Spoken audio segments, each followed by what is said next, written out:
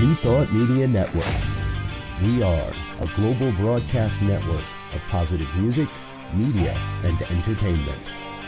Inspiring humanity's evolution along the journey of enlightenment and creating a world of love, peace, empowerment, and prosperity for all. New Thought Media Network. Positively inspiring.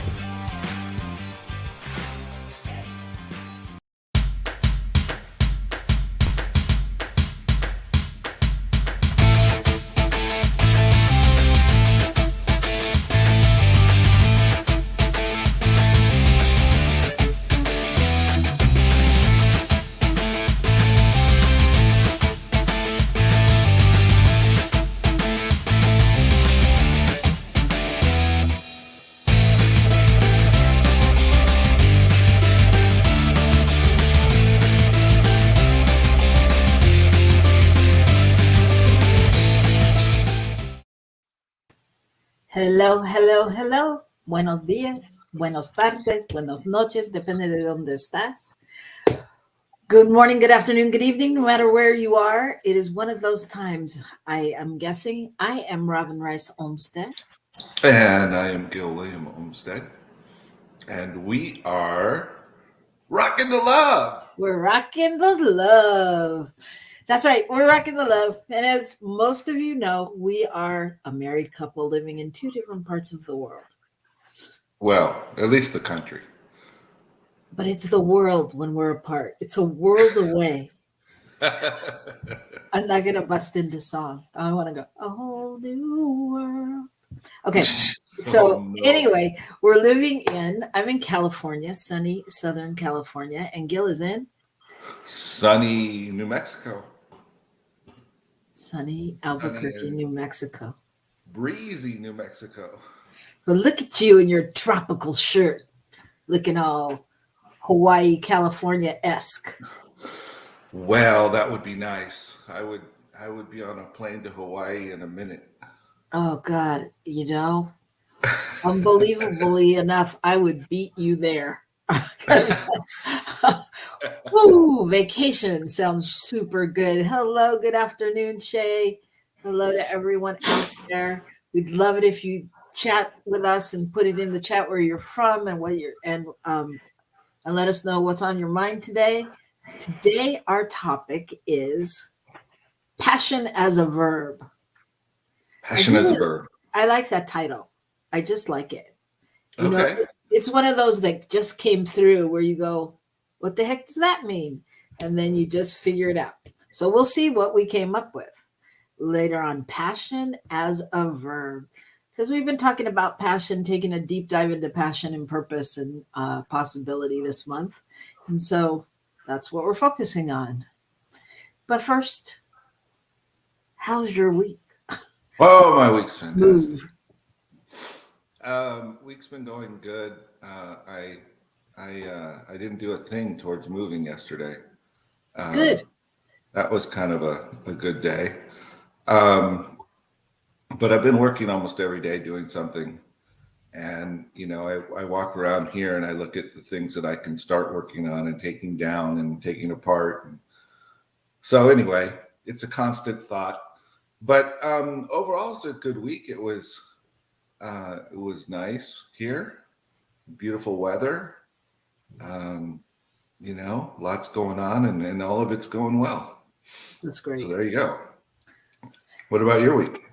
It's been good, but I just want to say about your week, I really feel, Gil and I have been talking a little bit without you all about how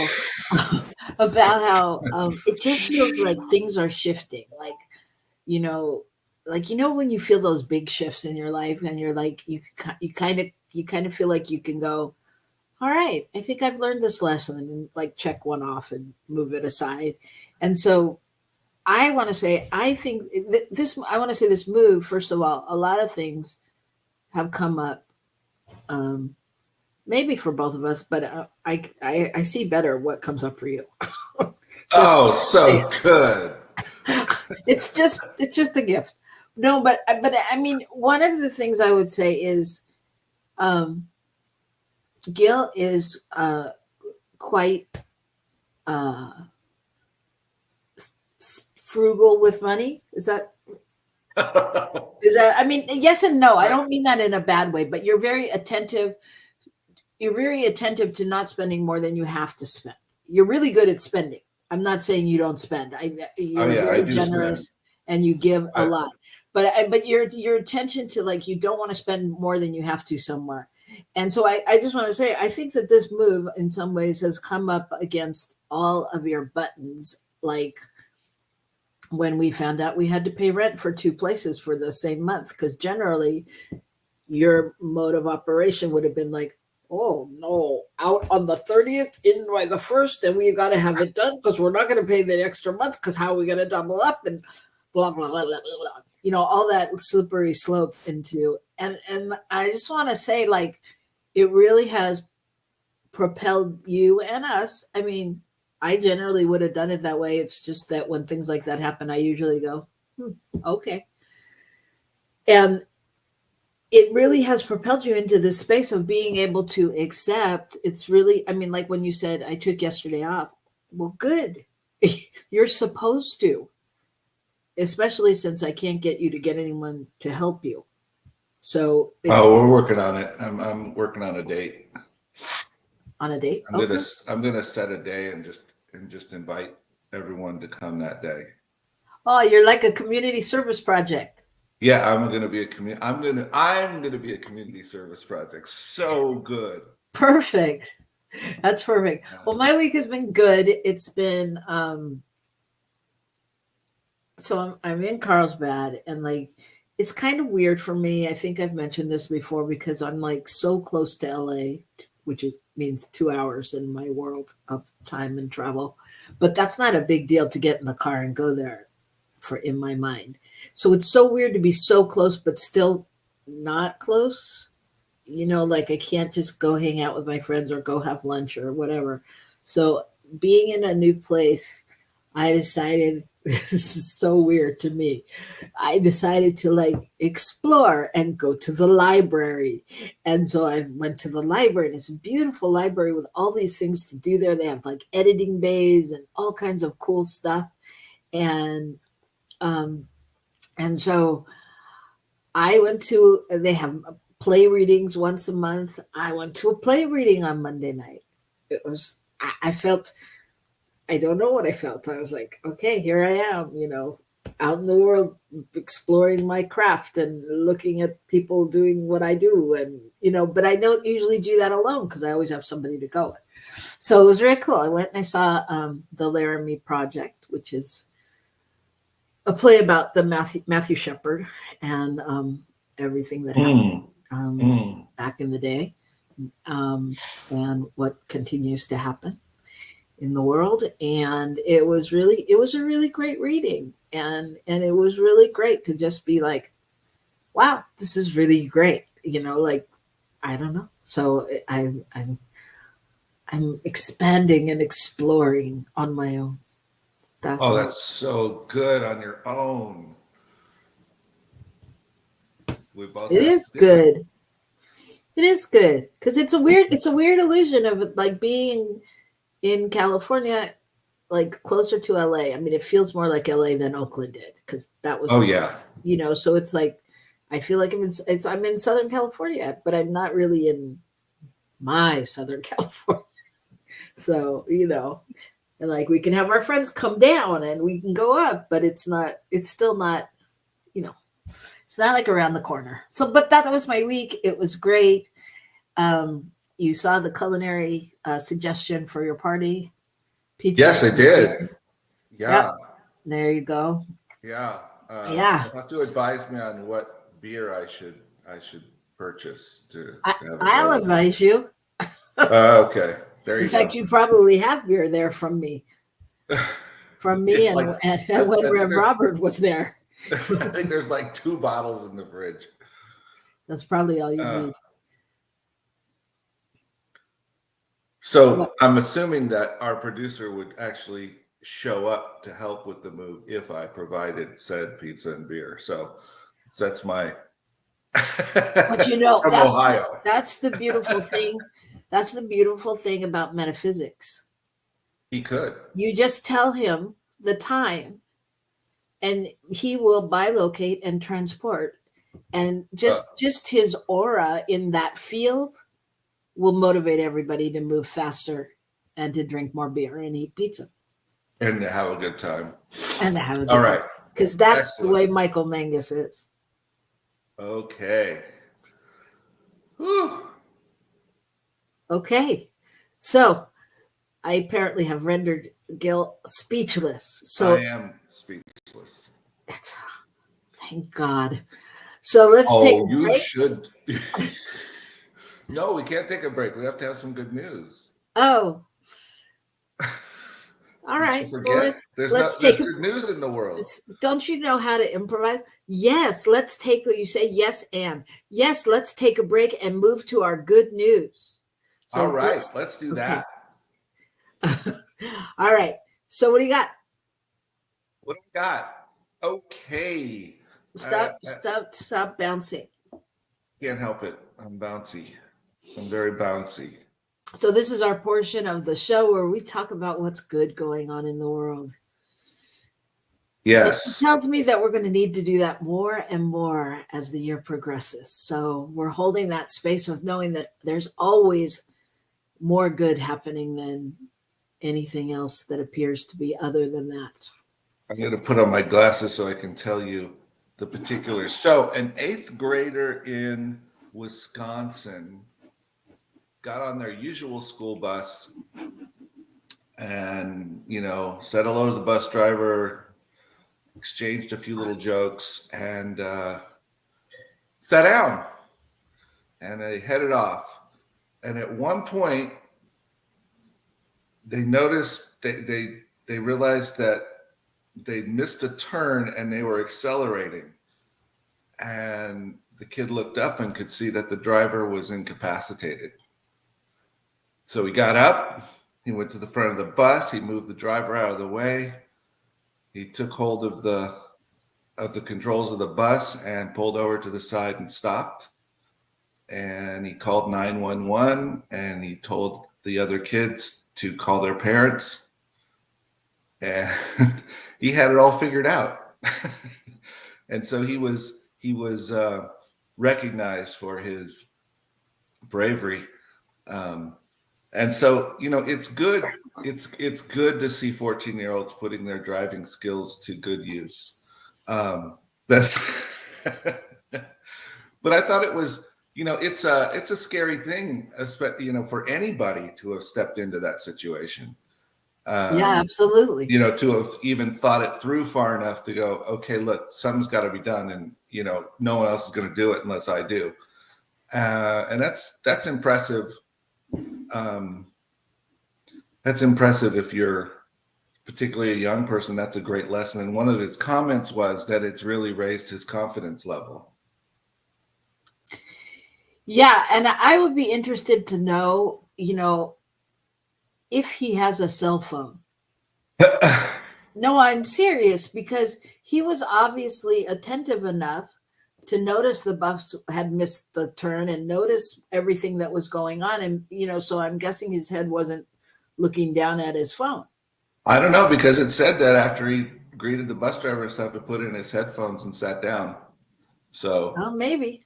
Well, either way, good on him. I think that's amazing. And, I think that's amazing, really. Just the other part of the good news is that the driver, I believe the driver is doing okay, but they did need some serious medical attention. That's great. Yeah. That's so great. I love the stories about kids. Yes. Kids are fun. Speaking of which, I too have one. Excuse me. About a man who got up in the morning because his fire alarm went off in his building. So he jumped out of bed and got outside and realized it was a false alarm, but he was up and out. So he decided he'd go across the street to his local coffee shop where he goes. And, he looked scruggly. He was in like hiking boots and shorts and, his hair a mess and all of those things. And he went in and ordered his coffee, and then he went outside to wait for his coffee and just take some time by himself. And he said he was having his prayer moment, and he went and was standing in the corner, and a little boy came up to him. Well, not so little. He actually happened to be his size. He was, I think he was 14 years old, and he came up to him. Oh no, he's 9. He came up to him, and he said to him, he thought he was a homeless man, and he offered him $1. He said he had $1, and he offered him $1. And he at first, like as he saw the kid coming at him, I mean, he didn't know what to think, because the kid was a pretty big kid, and he had all these rings on his fingers, and he just wasn't sure where it was going. And the kid held up $1, and he's like, "Wait, what?" And he said, if you're homeless, here's $1. And he said, "I always wanted to help a homeless person, and I finally have the opportunity," because his dad had given him $1 for getting good grades. And so the man took the kid inside. He said, "No, I don't need the $1." He sat him down, and first he asked the kid if he'd like to come to breakfast. Then the kid went and got permission from his dad, sat him down, bought him breakfast, and they had this long talk about all the things the kid wants to do and this and that. And it turns out that this guy was not only not homeless, but he's a millionaire, and he has been in hundreds of like $1 million deals kind of thing. And he offered the kid as a reward that he could come to his store, one of his stores, which is like a sporting goods store, and he had 40 seconds to get anything he wanted, as much as he could get in the store. And so the kid ran around, and he got shirts and all these things, and he got a bike, and like a bow gun and all these kind of things. And he was the man was just so happy to help someone else, because he said what the kid gave him was more valuable than anything, that it really restored his faith in humanity. And he was just happy to give because of the kid's kindness, and the father for having taught the kid like so much wisdom and valuable lessons. And that's pretty good. Yeah, that's pretty good. Yeah, and he walked away with like a $2,000 bike. But I just think it's so beautiful to not only the way it happened, but for the kid to then be rewarded like that, and for the man to have really gotten. I mean, it's the same lesson that we teach, right? That there is good happening in the world, and people want to do good. Not only that it comes from within us. It circulates, and our givingness, whatever it is, promotes givingness and continues the cycle. And his willingness to give up the $1 from his grades was the beauty. And had the man been homeless, I'm guessing it would have had a similar impact on that person. It just wouldn't necessarily in the moment manifested as a gift for the kid, but again, it would have at some point, because it's still that willingness to put out is what shifts what is you're able to receive in. Yeah, absolutely. It's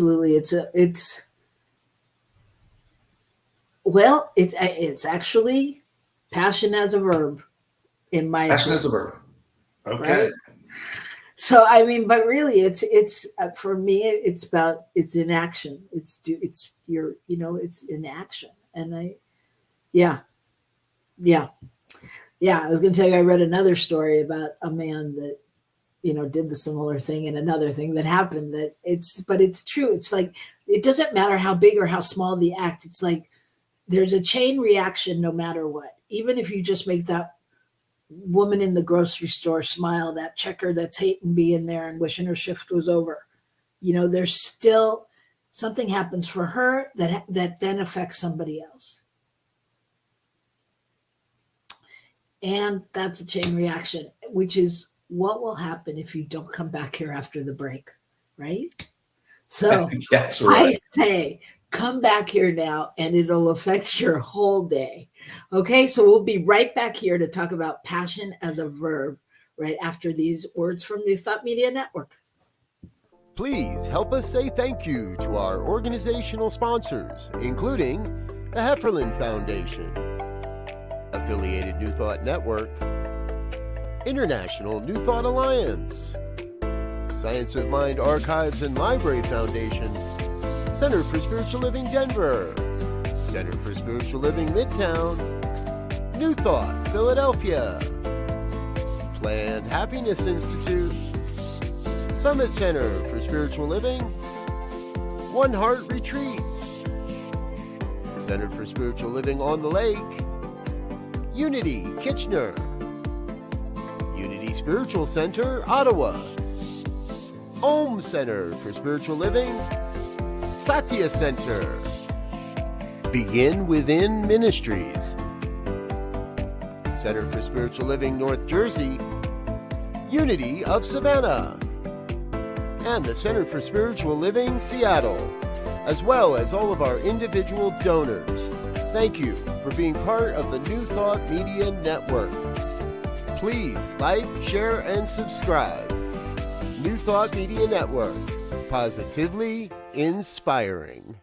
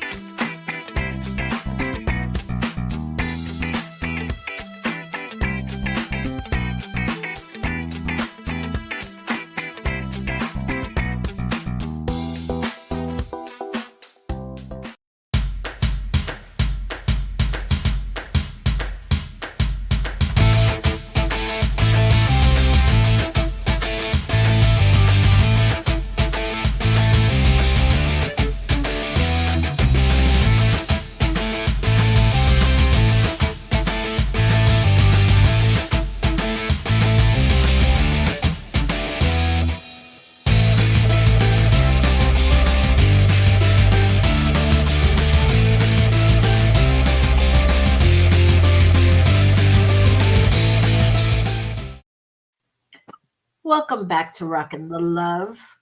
I'm Robyn. And I'm Gil, and we're happy to have you here. We're excited today. We're going to talk about passion as a verb. Okay, where's that going? That sounds interesting. Are you excited about it too? Yeah, I'm excited. That's what I said. Okay. Yeah, so passion as a verb. Well, I think first let's define passion. What's passion to you? What's passion? Well, interestingly enough, let me put on my glasses. According to Merriam-Webster, passion applies to an emotion that is deeply stirring or ungovernable, which I found fascinating, because then it went on to say that fervor implies a warm and steady emotion, while ardor suggests warm and excited feeling. And I haven't ever heard those subtle differences, but it's interesting that it says fervor indicates a steady emotion, because that isn't necessarily how I would think of it, but that passion is somehow ungovernable. Interesting, huh? Yeah, it is interesting because when I looked up passion, I too looked up passion, and it was, I mean, there's like kind of a standard definition, that applies to romance and all of that. But I really felt like it had a lot of different um, definitions in different places. So it is interesting to hear that. I mean, the one I found said any great, strong, powerful emotion, especially romantic love or hate. Interesting. Passion. So it's all about, so not all about, but it sounds like passion usually is referring to almost like a level of emotion rather than an emotion itself. Yeah, definitely. By definition, I think that that's true. I mean, it's almost, it feels almost like that's the heightened frenzy Yeah. of love or something, or of something you love. Or somebody passionately angry or hateful. I mean those things as well. It's this. You're so invested in it. You're so invested in it that just it's like it takes over somehow in a way. And I kind of think that's how it's used often in romantic settings too. It takes over. I think that's very interesting. Yeah, and I one of the things when I was I usually Google my show titles because I just want to see what it comes up. And one of the things that came up somewhere along that line was that passionate was the verb. And and so I looked up passionate because everywhere else I couldn't find passion as a verb, but one place said something like passionate was the verb, and then the definition of passionate, what it was, strong feelings, sometimes romantic and or sexual, fired with intense feeling, ardent, blazing, burning. Wow. And it also has the opposite, like with the suffering and sorrowful.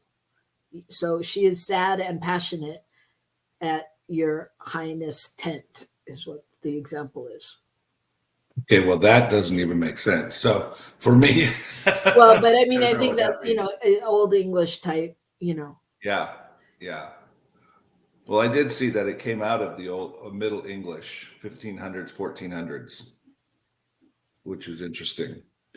But the idea, I think the biggest idea when we think of passion is that it's an intense thing. It's if we have passion, if we are passionate about something, then there's a level of investment in what's going on there,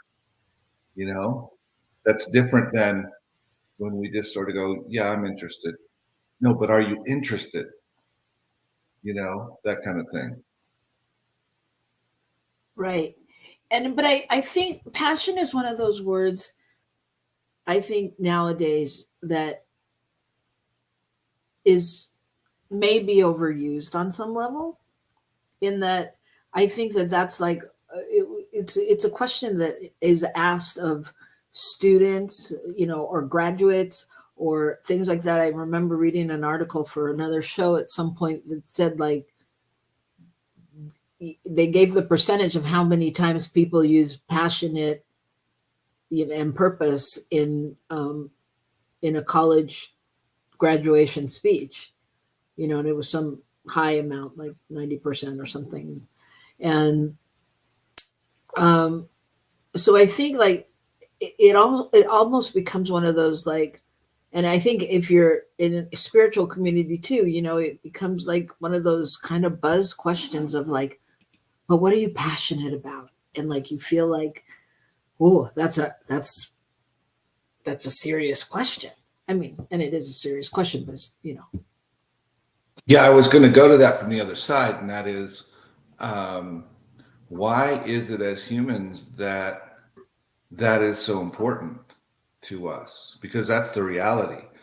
If because at every college graduation, the emphasis is on where you're going, and don't just go and do stuff, go and do what you're called to. It's about passion often relates to our calling, to our innermost desires, to our soul's desires, even, Right. you know?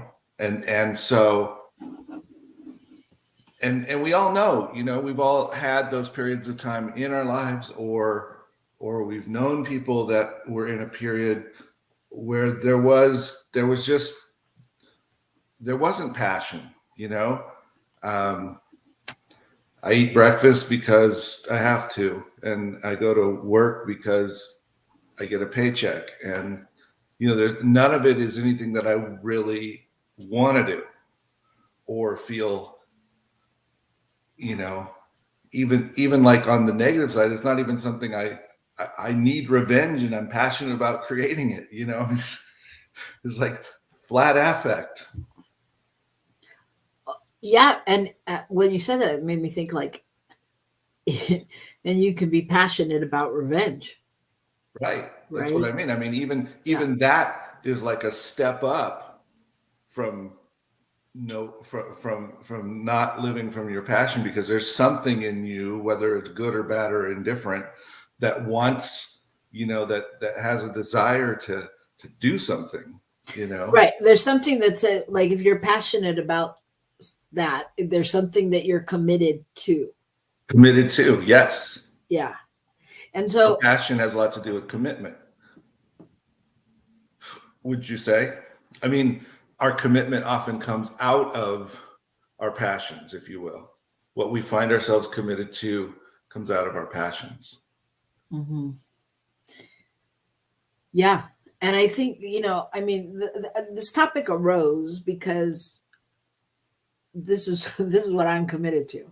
So as a practitioner and in my business, I was offering consultations, you know, 20-minute consultations, half-hour consultations for finding your passion, purpose, and possibility.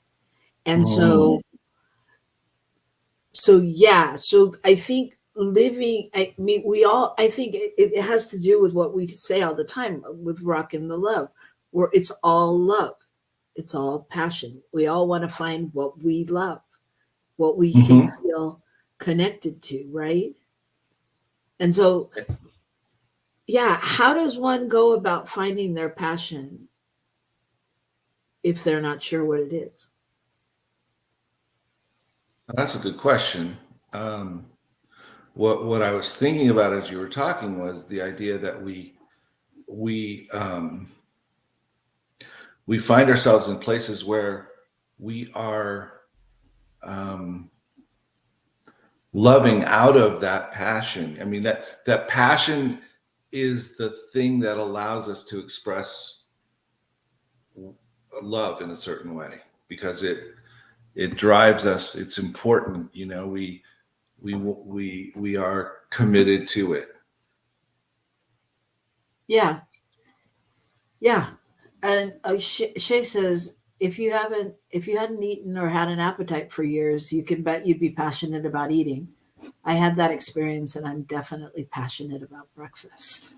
And Yeah. yeah, and the flip side to that, because I think, I mean, for me, if I haven't eaten or had an appetite for years, I might just be over it. You know, on some level. I mean, I get that you hunger for it, and on the other side of that, I think that people can also just shut it off. I mean, and maybe, I mean, not going into everybody else's stories, but you know, is that the place where we go, okay, I'm not worthy, I don't deserve this, and you just shut off from even the possibility of having it. You just recreate that in your mind as the norm, right? You go, well, I'm just not meant to live that life out there. You know what I mean? So I think I absolutely agree with you, Shay, and I think that it can work both ways. I don't think. Well, I don't know that it can work well both ways, but it happens both ways. But I think that's that thing where you get to the place where you don't have passion, whether it's like, I don't really need to be in relationship with people. I don't really care about my spiritual growth. I don't really want to learn about the world and read articles. I mean, whatever it is, where you disconnect. you disconnect because there's nothing that feels as if it feeds one and so I think when we talk about finding our passion because there's something within us that requires that flame, that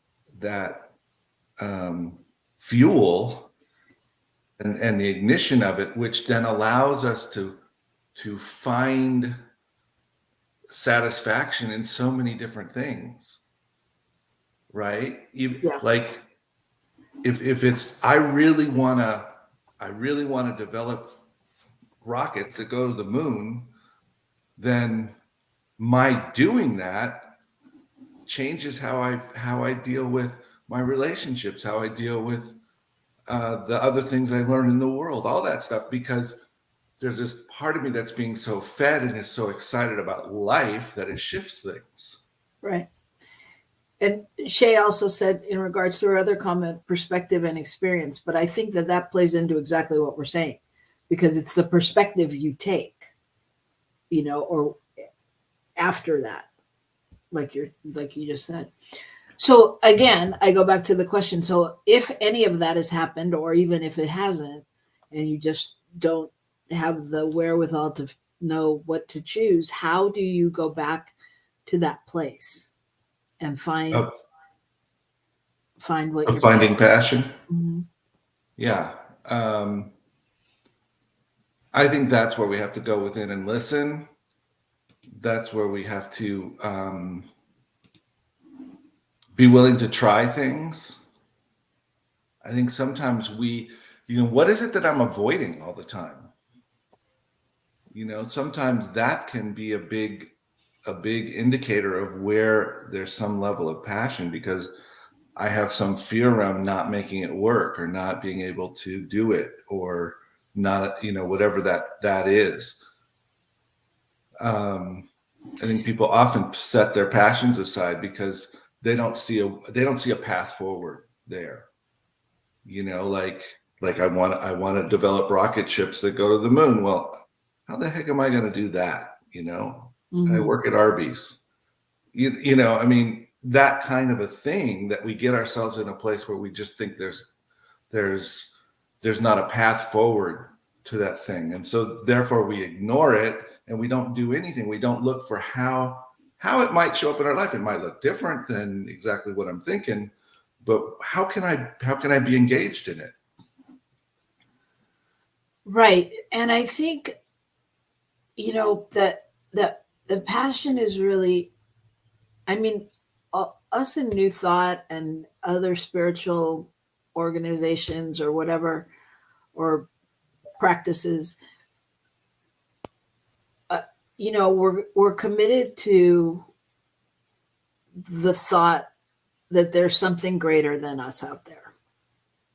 That's the basic commonality, no matter what you call it, right? And because we're committed to that, there is a love, there is a devotion, there is a knowingness, there is whether you have a connection or a desire to connect to that force. And I mean, I think that's the connection point, right? And it doesn't matter if what you call it, or if it's you find that in peanut butter and jelly sandwich. It's connecting to whatever that force is that plays into our. I mean, because the passion it plays into your motivation and all of those things. Your motivation to do everything that you do, which then it's that chain reaction, which then plays into your how you feel about your job, or your mental health, or your willingness to connect with others, all of those things, right? Right. I mean, yeah, anything that's a part of your mundane life, if you will, can take on new meaning when there's some place in your life where you're passionate, and you realize that everything in your life is important in order to achieve that, or to be a part of that passionate area of your life. And I think the reality is too, when we talk about spiritual direction or philosophies, is when we realize that greater power is fully present within me, it changes what I can do and who I can be. Perfect.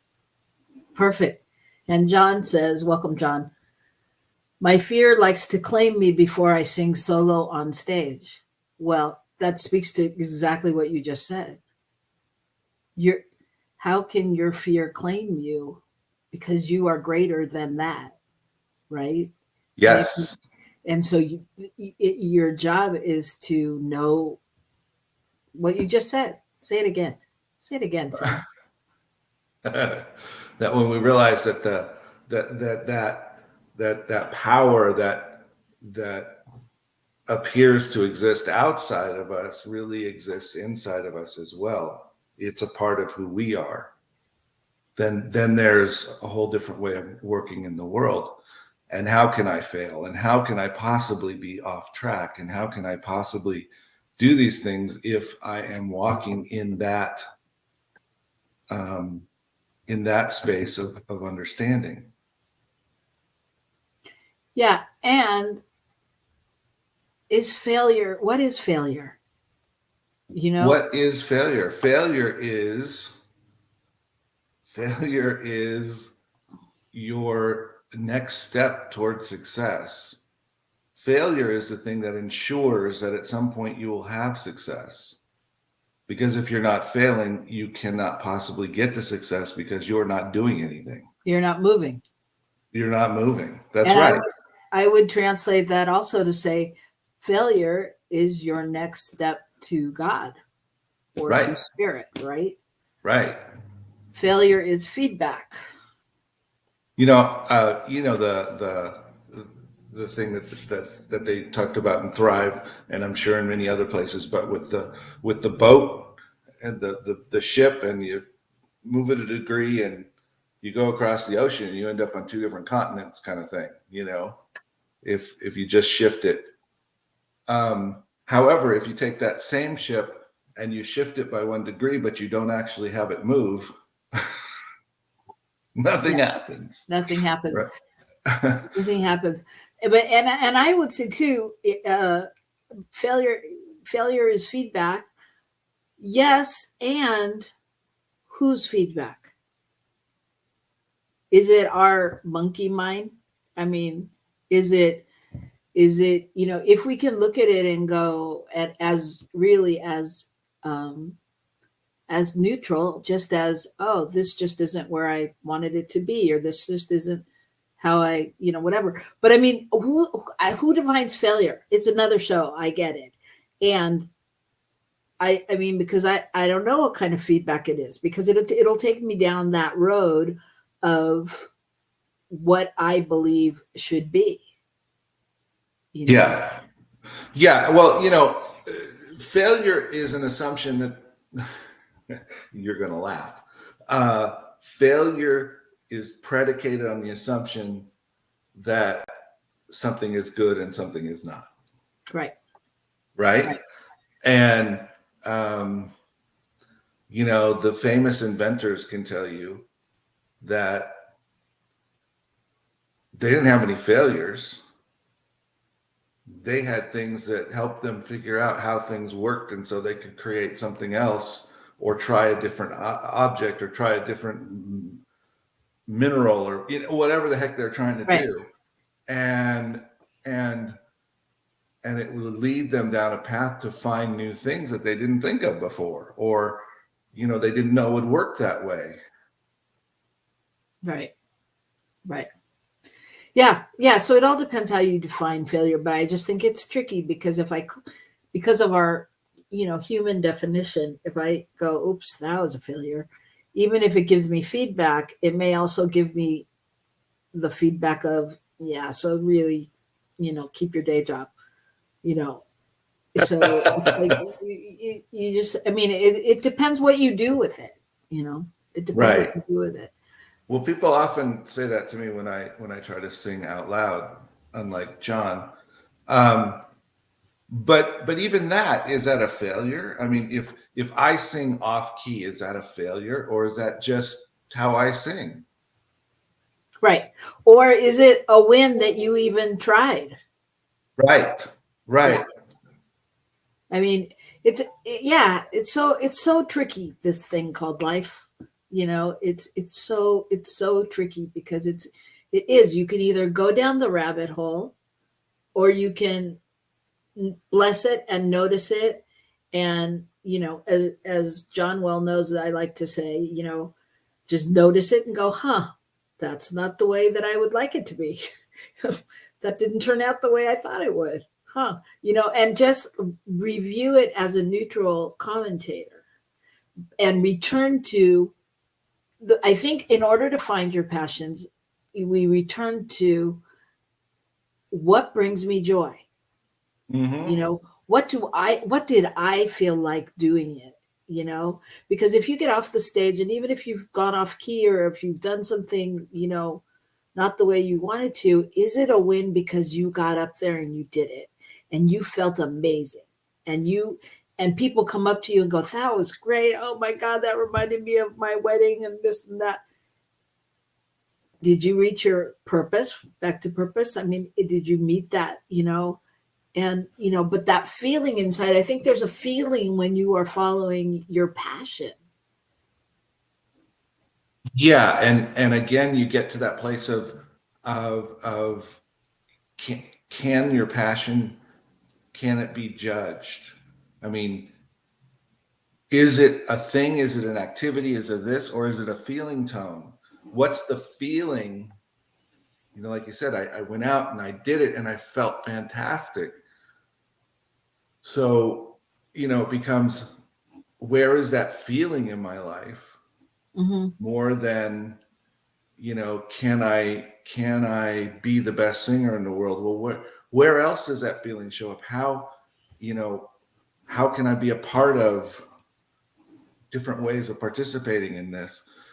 Part of it is, I think sometimes it's both being willing to commit yourself to something that may or may not seem plausible, and not being so tied to the exact visual, the exact outcome that you have pictured in your head, that you miss the opportunities to find your passion. It's a both and. Yeah, it's a both and just like John just said, singing brings joy, and if I just stay in the moment, it's a lot easier. And I think staying in the moment is a really good direction when you're looking for your passion, because I think also a lot of the time, especially as we grow and age, we tend to stop doing things that we did, or let go of old things, and it becomes like especially if you don't know what your passion is, it becomes essential to just keep trying things and doing new things, and exploring and opening up to those possibilities to see what you feel. I think it really also comes to being open to what you're called to. I mean, what's coming up within you, and not getting stuck on here's where I am now. What are my passions? No, what are the passions coming up now? Where can I be? Right. That's two different things. Yeah. But I think that's because sometimes the problem with passion is that we approach it like it's a force of nature, and it either is or it isn't, right? I mean, you can't decide, oh, I love traveling. I mean, you either do or you don't. right? So it's it's finding really, what resonates with you. Does that make sense? Yeah. But if I'm passionate, if I have a passionate desire for travel and to explore the world and to see different things, but I have a house and a mortgage and et cetera, et cetera, et cetera. Well, I can't do that. There's no way, But I didn't say and pursue it. I just said finding it. well, my sense is, why find it if you're not interested, because how does it serve you unless you somehow engage with it? Oh my gosh. If I had to, well, okay, I'll tell you. If I had to follow all of my passions, Oh, you'd be nuts. and you'd be exhausted. And you wouldn't even do anything except watch. But I mean, I think if I love to travel, but I can't, in quotes, because I have a house and a mortgage, then I've made a decision. I'm probably passionate about my house as well and my mortgage and that life. And so, Right. but knowing that I love to travel means maybe that's going to come into my life, or maybe I get to pursue it just by my guilty pleasure is watching the Travel Network and just exploring, or maybe I'm going to write a book about it. Or I don't think it always means you have to actively be doing it. It's just when you're aware of it. I think for me, when I'm aware of it, it still helps fill my heart, my soul, my desire. Yes. And what I was getting at, though, is I think so often what we engage in is following some kind of story in our heads about what we're supposed to do or how it's supposed to be. So I don't have a passion for having a house, but I'm an adult. I need to have a house. That's how it works. I need to have this thing. I need to be engaged.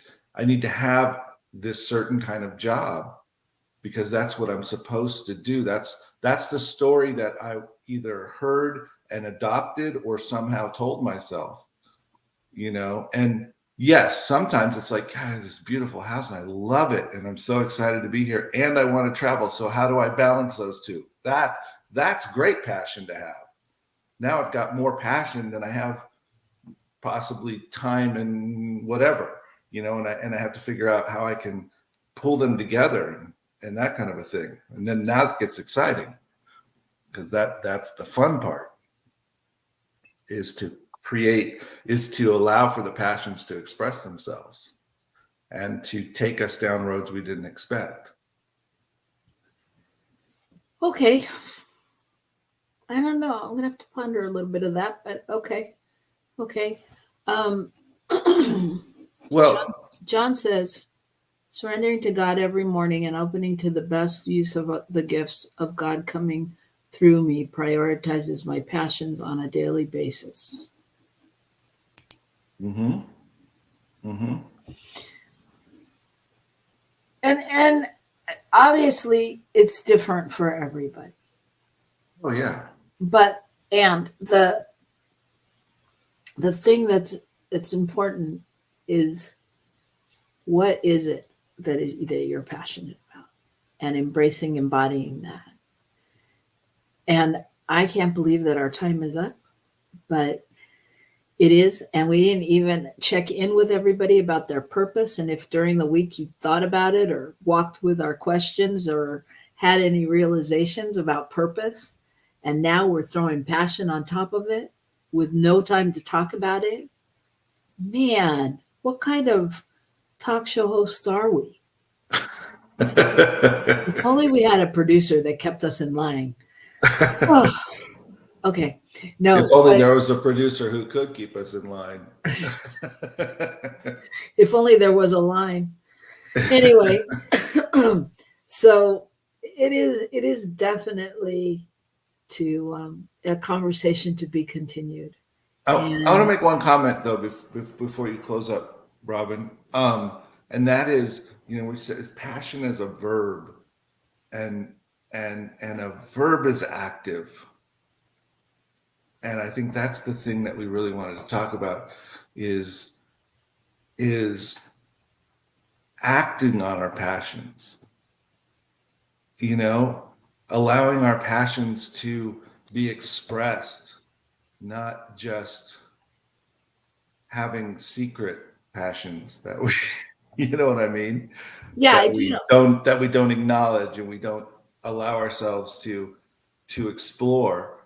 Passion as a verb means that it's having a passion is about allowing it to expand our life somehow.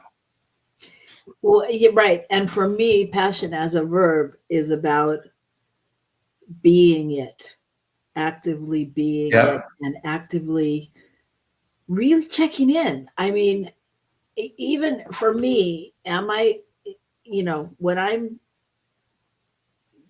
picking up the dog poop, can I be passionate in that moment? Really though, can I be passionate?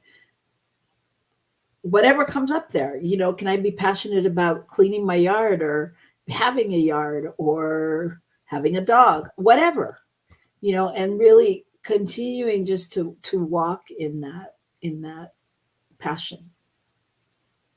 Yeah. Yep. So make your passion a verb this week.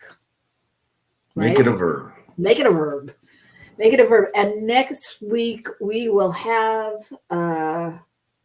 we're actually going to overview passion and purpose, and it is possible we will have guests here, and they will be talking about passion and purpose as well.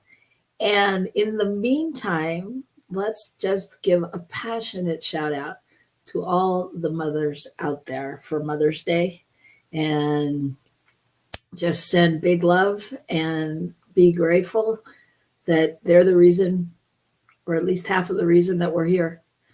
And that's what I got. That's what I got. So yes. And just for all of those who have stepped in to take on that role for different people at different times, to really be that nurturing, loving, caring, supportive, encouraging, whatever person that one needs in their life. Yeah. Thank you, Shay. Yep. It's as simple as that. It's loving your life in each and every moment on some level. So explore your passion this week, and we'll see you next week right here on Rockin the Love. Rock the love, everybody.